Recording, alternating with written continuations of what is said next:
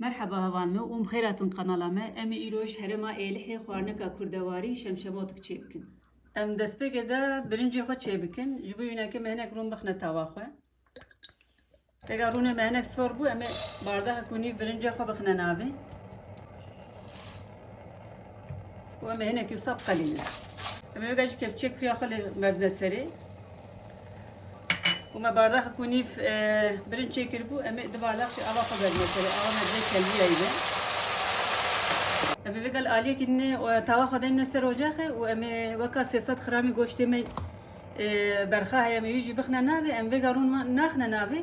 Bilanek ava xwe berde û di ava xwe de piçikekî bipije dûr em ê rûnê xwe bixne navê. Vêga goştê me ava xwe kişande nava xwe biwa kir li xwe em ê hinek rûn jî bixne navê û em ê hinek wisa biqelînin.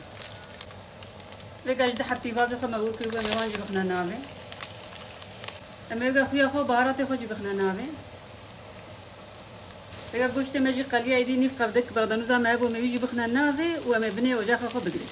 Vêga me binê ocaxa xwe girt, navşkê me qeliyan, em ê dî bisekin heta ew sar be, em ê ji duwê naberê de hevîrê xwe çêbikin. Vêga ji bo hevîrê me jî em ê 5 bardak arvan bixne kasa xwe.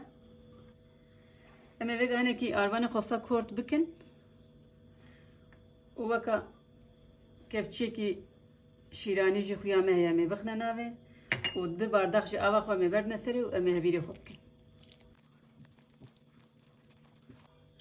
Eva hevîrê me vêga hazir e û hevîrê me ne wisa zêde nerm e ne zêde jî hişk e û em ê vêga çarkekê de ser de vê hevîrê xwe weka 15 deqeyek em ê bisekinin.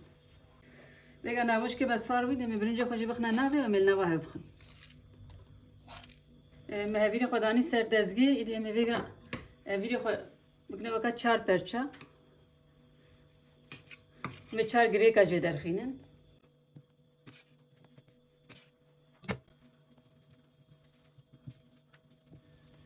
Me girêka xwe wisa çêkir êdî me vêga vekin. Vêga êdî em ê hinek arvan li ser girêka xwe bikin û em ê vê girêka xwe bi distê xwe nekî vekin û em merdanê firrekin.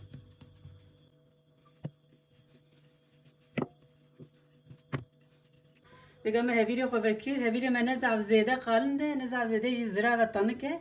Em ê vêga bardexê bibirin êdî. Em ê vêga êdî hevîrê xwe wisa tije bikin, navşkê xwe bixne navê û dikarin mastir jî çêbikin. Esaya wî mastir e kêfa min daha zav biçûk ratê ji ber wî min biçûk çêkiriye û dikarin mezin jî bibirin û em ê wisa devê waneka bigirin.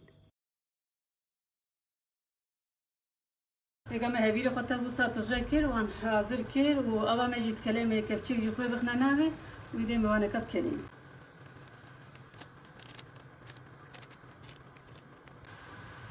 Vêga ser rûya avê ketin weka 3 deqa keliyan bas êdî em ê derxînin.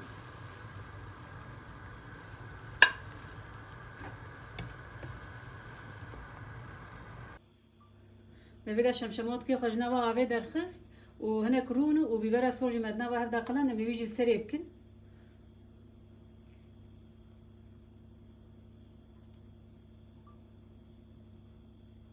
Belê hevalino xwarina me hazir e. Ji kerema xwe ji me re bibine abone, likeekî ji me re bavêjin û me jî Instagramê jî bişopînin. Navê me Kevanî Êlhe, saet û noşîca me.